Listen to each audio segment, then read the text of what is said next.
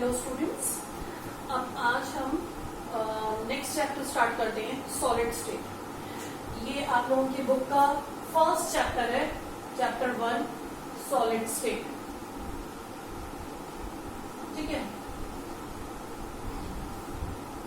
देखिए इस चैप्टर को समझने के लिए आपको थोड़ा सा अपनी इमेजिनेशन को स्ट्रॉन्ग करना होगा, क्योंकि इस चैप्टर में हम 3 डायमेंशनल सॉलिड के बारे में पढ़ेंगे।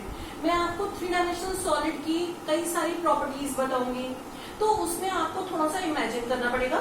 और आप एक काम और कर सकते हैं, अगर आप लोगों के घर पे कुछ ब्लॉक्स वगैरह रखे हो या आप कोई क्यूब की कटिंग करके रख सकें, कोई क्यूब जैसी शेप की कोई चीज हो, तो आप एक क्यूब बना लेना, और या फिर नहीं हो तो आप एक बना लेना किसी पेपर से, कार्डबोर्ड से, तो आपको ज्यादा अच्छे से समझ में आ पाएगा जो जो बातें मैं बताऊंगी।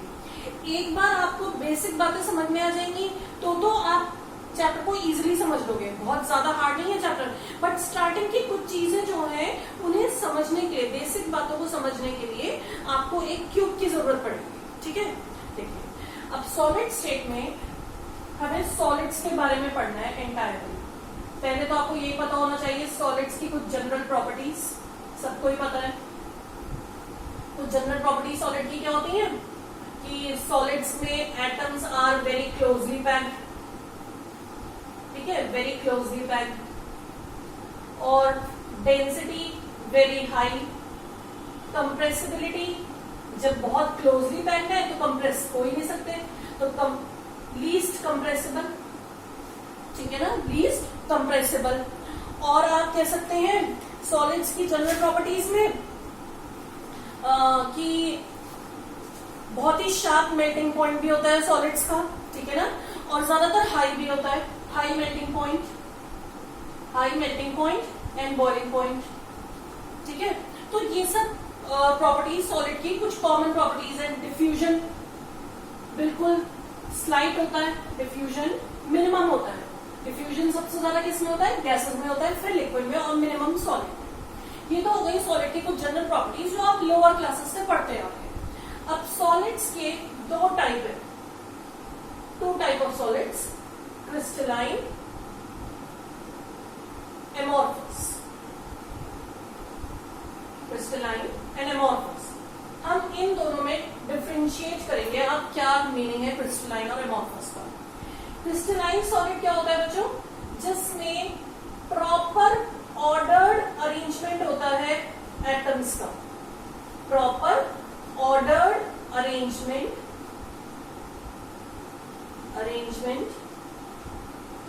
ऑफ एटम्स और मॉलिक्यूल्स, और इसमें no ordered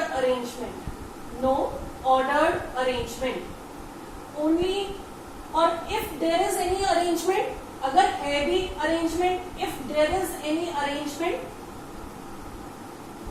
then for very short range, इसका क्या मीनिंग हुआ? देखिए इसका मीनिंग ये हुआ कि अगर सपोज आपके पास कोई सॉलिड है, जैसे सपोज ये एक क्रिस्टलाइन सॉलिड है, ठीक है, इस क्रिस्टलाइन सॉलिड में ये कुछ एटम से बना हुआ है, उन एटम्स की प्रॉपर अरेंजमेंट होगी, एक कुछ पर्टिकुलर पॉइंट पे ही एटम्स होंगे, ऐसा नहीं कहीं पे भी है एटम्स। और यही अगर ये एमॉर्फस होता तो एमॉर्फस में प्रॉपर अरेंजमेंट नहीं है, कहीं पर भी प्रेजेंट है एटम्स, कहीं पे भी कोई ज्योमेट्रिकल अरेंजमेंट नहीं है, इसके अंदर एक प्रॉपर ज्योमेट्रिकल अरेंजमेंट होगा पूरे सॉलिड में, थ्रू आउट द सॉलिड। और जबकि एमॉर्फस में या तो प्रॉपर अरेंजमेंट होगा ही नहीं, और अगर होगा भी तो बहुत छोटे से पोर्शन में, उसके बाद फिर से अनऑर्डर्ड। ठीक है, ये एक एमॉर्फस को आप पाउडर्ड फॉर्म में बोल सकते हो एक तरीके से, हालांकि हर केस में पाउडर नहीं होता, उसको सॉलिडिफाई करके बनाया भी जा सकता है बिल्कुल एक ट्रू सॉलिड जैसा, लेकिन वो ट्रू सॉलिड है नहीं। तो दिखने में तो ये भी आपको एक ट्रू सॉलिड जैसा दिखेगा, पर ये ट्रू सॉलिड नहीं होता, इसे एक्चुअली में स्यूडो सॉलिड बोला जाता है। ट्रू सॉलिड कौन सा है? ये ट्रू सॉलिड मतलब ये एक्चुअली में सॉलिड की सारी प्रॉपर्टीज शो करेगा, ये नहीं शो करेगा सॉलिड की सारी प्रॉपर्टीज। सॉलिड की सारी प्रॉपर्टीज क्या होती हैं? जैसे मैंने अभी आपको बताया, शार्प मेल्टिंग पॉइंट, इसका मेल्टिंग पॉइंट शार्प होगा, इसका melting point over a range होगा, ओवर अ रेंज। इसका क्या मीनिंग हुआ कि जैसे मान लो कोई तुम्हें क्रिस्टलाइन सॉलिड दिया है, उसका मेल्टिंग पॉइंट 70 डिग्री सेल्सियस है, तो वो 70 डिग्री पे ही पूरा सॉलिड मेल्ट करेगा। आपने इस सॉलिड को मेल्ट करना शुरू किया, सपोज इसका मेल्टिंग पॉइंट 70 डिग्री है, 70 डिग्री पे इसकी मेल्टिंग स्टार्ट होगी और जब तक पूरा सॉलिड मेल्ट नहीं हो जाएगा इसका टेम्परेचर 70 डिग्री रहेगा। लेकिन अगर ये अमॉर्फस सॉलिड होता तो melting point over a range हो सकता है 70 से 80 तक ये मेल्ट करता, शार्प नहीं होता। अगेन अनदर डिफरेंस, इसका जो डेल्टा एच है, change in enthalpy, again particular value होती है, एक पर्टिकुलर वैल्यू होती है उसकी, इसकी कोई पर्टिकुलर वैल्यू नहीं है, अगेन रेंज होगी, no particular value, change in enthalpy, ठीक है। और अगर आप एक क्रिस्टलाइन सॉलिड को कट करोगे तो कट करने पे आपको जो पीसेस मिलेंगे वो स्मूथ सरफेस में होंगे, स्मूथ सरफेस होगा उन सारे पीसेस का, जबकि इसमें कैसा मिलेगा आपको, रफ सरफेस वाले पीसेस मिलेंगे, रफ सरफेस, अगर आपने एक एमॉर्फस सॉलिड को ब्रेक किया है या कट किया है, ठीक है। और देखिए बहुत ही कॉमन प्रॉपर्टी, अच्छा ये जो मैं आपको डेल्टा एच बोल रही थी, ये delta H of fusion, enthalpy of fusion, याद होगा आप लोगों को स्टूडेंट्स, लास्ट ईयर हमने थर्मोडायनेमिक्स में पढ़ा था। एंथैल्पी ऑफ फ्यूजन क्या होता है, heat change during the melting of 1 mole of a solid. तो इसकी तो एक फिक्स्ड वैल्यू होगी, इसकी कोई फिक्स्ड वैल्यू नहीं होगी क्योंकि अमॉर्फस सॉलिड है। इसे स्यूडो सॉलिड क्यों बोला जाता है, क्योंकि एक्चुअली में सॉलिड की प्रॉपर्टीज रख ही नहीं रहा है, सिर्फ उसके जैसा दिख रहा है सॉलिड जैसा। इसका बेस्ट एग्जांपल है ग्लास। ग्लास एक स्यूडो सॉलिड है, ग्लास आपको दिखने में एक सॉलिड जैसा ही दिखता है बिल्कुल, लेकिन ग्लास की प्रॉपर्टीज बच्चों ट्रू सॉलिड को मैच नहीं करती। ग्लास अगर आपने देखा होगा, ये भी एक रीजनिंग का क्वेश्चन आएगा भी आगे, कि पुरानी बिल्डिंग्स के जो विंडो पेन्स होते हैं, पुरानी बिल्डिंग्स में जो विंडो पेन्स होते हैं, वो अगर बहुत पुरानी बिल्डिंग है तो वो क्या होगा, ऊपर से तो थोड़े से थिन होंगे, नीचे आते थे थिक हो जाएंगे, थिक हो जाएंगे। तो ऐसा क्यों हुआ है, वो विंडो पेन्स थिक कैसे हो गए नीचे की साइड पे, क्योंकि ग्लास एक सुपर कूल्ड लिक्विड है। ग्लास एक्चुअली में सॉलिड है ही नहीं, ये तो एक सुपर कूल्ड लिक्विड है जिसे सॉलिड में कन्वर्ट कर दिया गया है एट हाई प्रेशर। तो जब इसे बहुत दिन बाद आप ऑब्जर्व करेंगे, काफी लॉन्गर टाइम बाद, तो वो अपनी लिक्विड की प्रॉपर्टी दिखाना शुरू कर चुका होगा उस बीच में, और लिक्विड्स तो फ्लो करते हैं, तो ग्लास भी फ्लो कर रहा है नीचे की तरफ, तो फ्लो कर करके ऊपर से तो थिन रह गया और नीचे आके थिक हो गया, ठीक है। तो ग्लास इसका बेस्ट एग्जाम्पल है एमॉर्फस सॉलिड्स का। रबर, प्लास्टिक, ये सब एमॉर्फस सॉलिड्स है, ठीक है। एक और बहुत ही इंपॉर्टेंट प्रॉपर्टी क्या है इसकी ट्रू और क्रिस्टलाइन की difference,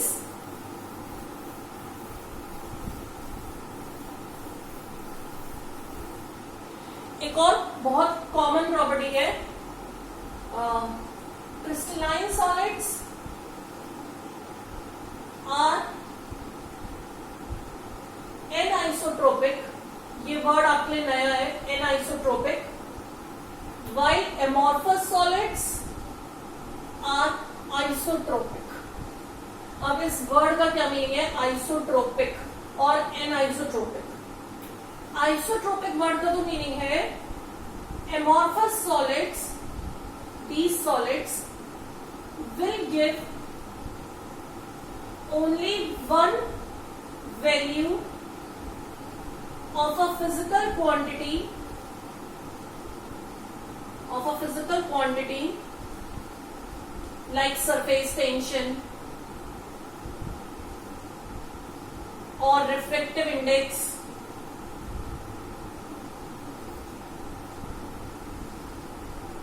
in all the directions, while anisotropy means value of physical property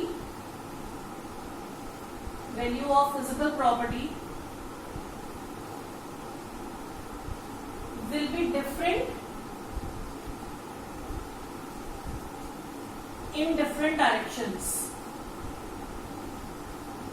will be different in different directions। देखिए इसका क्या मीनिंग है। मैंने आपको कहा क्रिस्टलाइन सॉलिड क्या है, जिनका कोई एक प्रॉपर ज्योमेट्रिकल पैटर्न है, एक प्रॉपर ऑर्डर्ड अरेंजमेंट है। अब वो ज्योमेट्रिकल पैटर्न कई तरीके के पॉसिबल है बच्चों, जैसे क्यूबिक भी हो सकता है, क्यूबॉइडल हो सकता है, रोम्बोहेड्रल हो सकता है, टेट्रागोनल हो सकता है, ठीक है। तो सपोज एक क्यूबिकल सॉलिड है, ठीक है, एक क्यूबिकल सॉलिड है, जैसे ये है सपोज क्यूबिकल, इसे क्यूबॉइड है वैसे तो, ये आप इसे क्यूब मान लो। अगर आप इसकी सरफेस टेंशन मेजर कर रहे हो, इसकी 3 अलग अलग डायरेक्शन है, 3 डायमेंशनल सॉलिड है, एक डायरेक्शन तो ये हो गई, एक डायरेक्शन ये हो गई, एक ये हो गई। 3 डायमेंशनल सॉलिड की हमेशा 3 डायरेक्शन होगी, 1 2 3।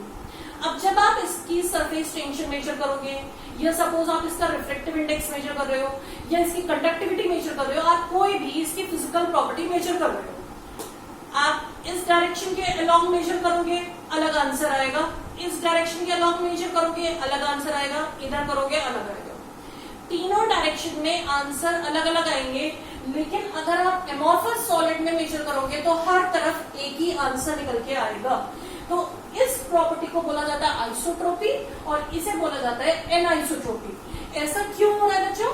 क्योंकि एमोर्फस सॉलिड में हम क्या कह रहे हैं, कोई डायरेक्शन ही नहीं है, डायरेक्शनलेस, कोई प्रॉपर अरेंजमेंट ही नहीं है।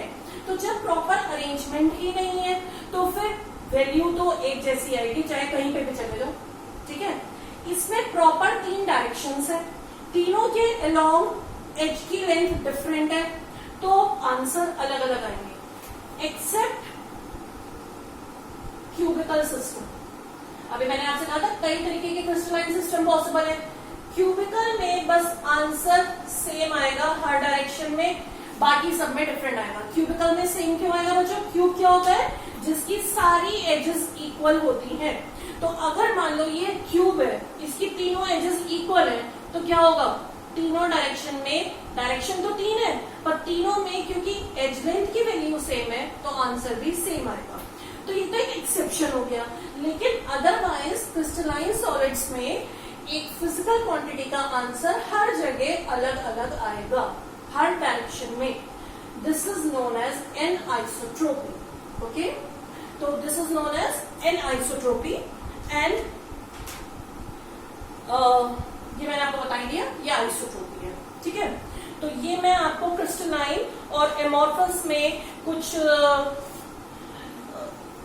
मेन वो बता रही थी डिफरेंसेस। अच्छा, एक चीज और है, एक ही कंपाउंड, कई बार एक ही कंपाउंड दोनों तरीके से एक्ट कर सकता है अलग अलग कंडीशन में। इसका बेस्ट एग्जांपल है SiO2।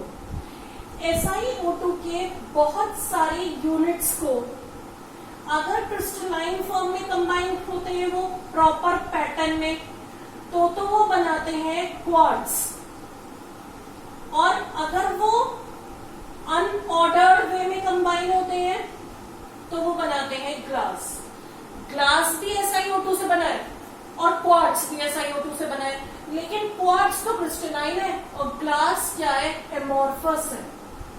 तो स्टूडेंट्स, कोई भी सब्सटेंस जब जैसे SiO2 के मॉलिक्यूल आपस में अरेंज होकर सॉलिड बनाने जा रहे हैं, तो वो किस तरीके से अपने आप को अरेंज कर रहे हैं इस पर डिपेंड करेगा कि वो रिजल्टेंट सॉलिड कैसा बनेगा। अगर वो प्रॉपर पैटर्न में अरेंज हो रहे हैं, या हो सकता है हम उसको किस तरीके से प्रिपेयर कर रहे हैं, इस बात पे भी डिपेंड करेगा।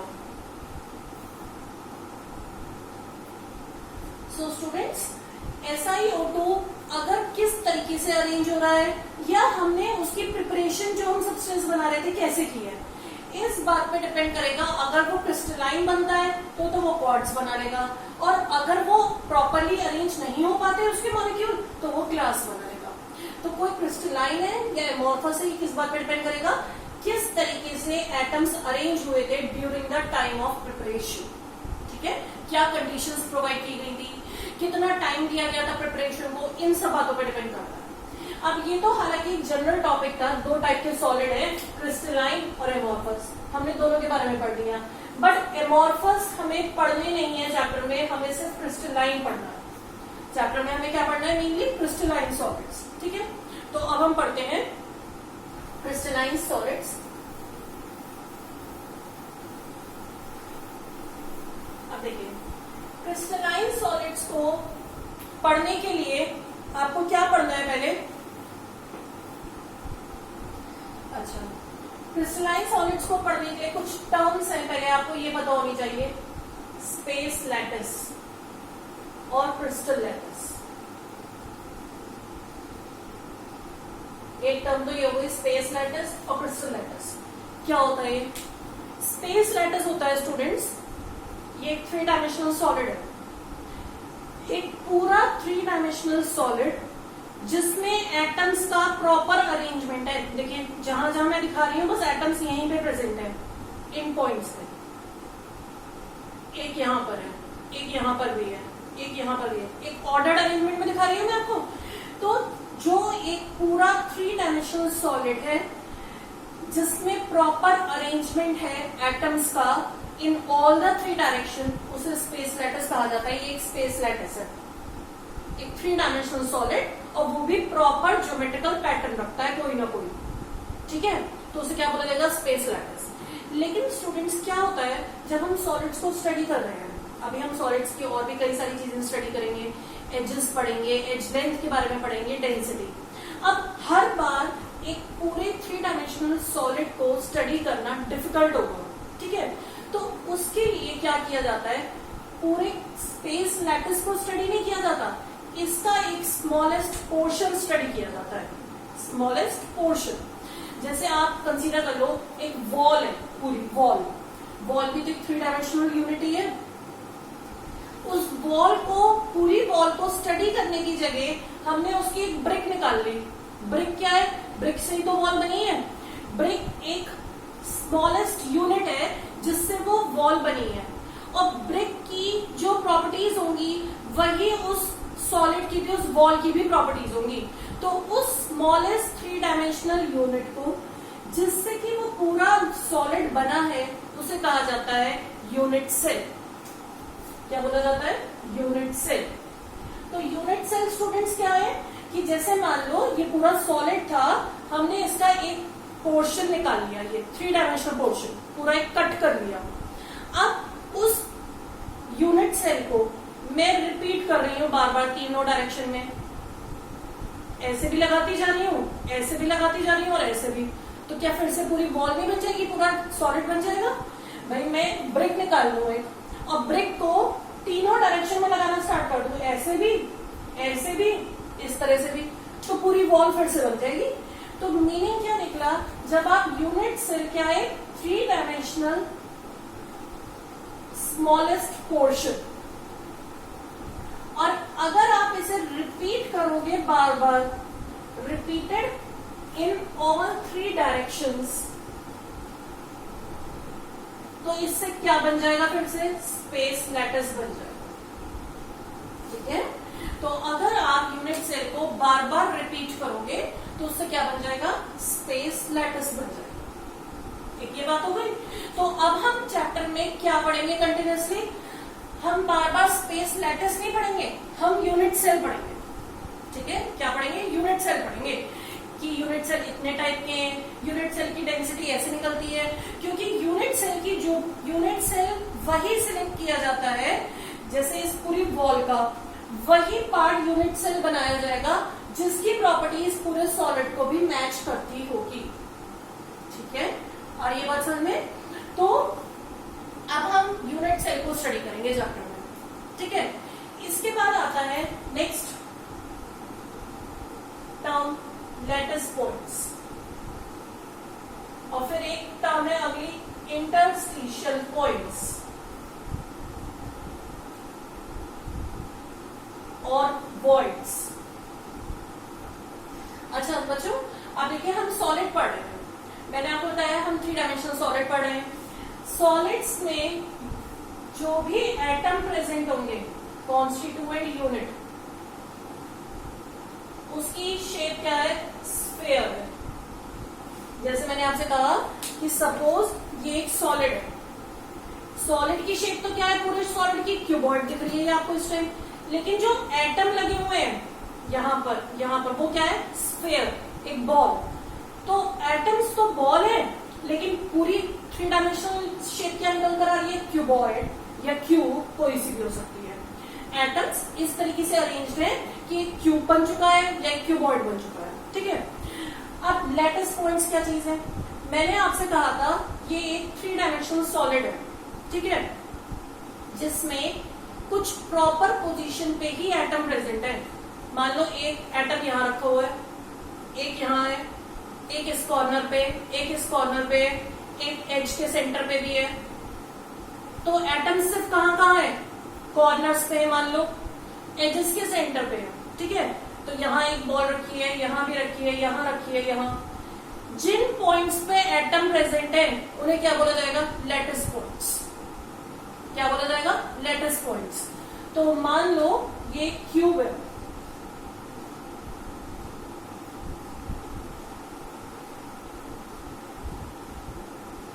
ठीक है, ये क्यूब है। इस क्यूब के कॉर्नर पे एटम्स है, ये रहा एक एटम, एक एटम ये रहा, ये एटम हर कॉर्नर पे। कितने कॉर्नर है क्यूब के, देखिए ध्यान से, 8 कॉर्नर्स। सब पे क्या प्रेजेंट है, एटम प्रेजेंट है। एटम की शेप क्या है, sphere. Through out the chapter atom की शेप क्या है, स्फीयर। एटम यहाँ पे भी प्रेजेंट है, मान लो एच के सेंटर पे भी, यहाँ पे भी एटम। अब आप मुझे बताओ, चाहे कितना भी क्लोजली ये एटम पैक्ड है, लेकिन तब भी अगर क्यूब के अंदर एटम की शेप तो स्फीयर है, ये देखो स्फीयर है, क्या थोड़ा बहुत भी खाली स्पेस बीच में बचेगा या नहीं बचेगा बच्चों, बचेगा। कितना भी क्लोजली पैक्ड होंगे, ये रहा खाली जगह, ये भी खाली जगह, ये खाली स्पेस, ये भी खाली स्पेस। तो जिन पॉइंट्स पे एटम है, ये वाले पॉइंट्स पे तो एटम प्रेजेंट है, इन्हें क्या बोला जाएगा, लैटिस पॉइंट्स।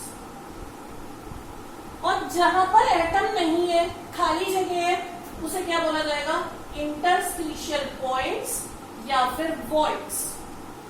क्या बोला जाएगा, इंटरस्टिशियल पॉइंट्स और वॉइड्स, ठीक है।